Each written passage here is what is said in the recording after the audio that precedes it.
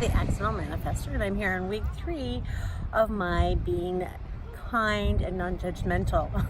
So this one's been really easy. I'm definitely not perfect. This is still, I have to remind myself every day, every moment, to be kind and not judge.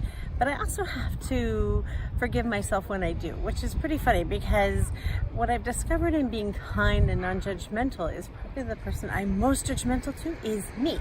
And there are times you're going to be frustrated. There are times that people are going to anger you.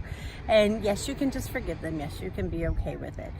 But to just forgive yourself for those moments and say, you know what, and not try and go back. Like normally, if I say something, like I had a friend and we both were talking about another person who said some really inappropriate things to me. My feelings were very hurt. And, you know, normally you would say, oh, just forgive them and go on.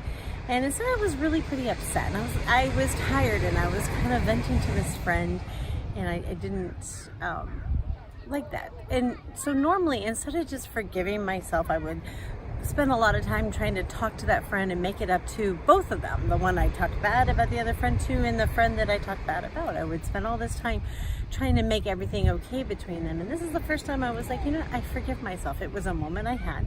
I felt that way and I'm okay.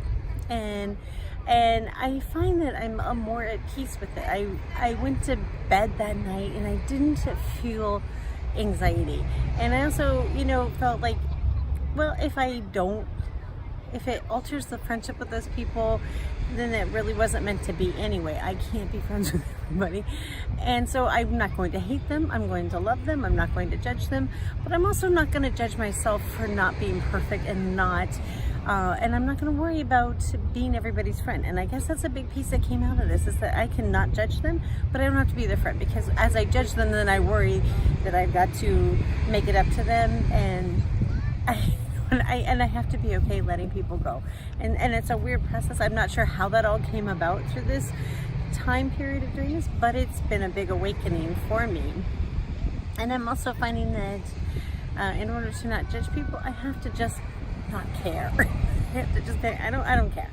Whatever, I don't care. And that's hard, because I think we're born to care. Do they like me? Am I prettier than them? Do they think I'm fat? Do they think I'm thin? You know, and if you worry about whether they think you're thin, then you're going to, you know, look at them whether they're thin or not, whether they're perfect or not, because you're worried about how they're thinking about you. And when you just don't care, you don't care. And all of a sudden it doesn't matter anymore. So this has been a huge piece for me to get through.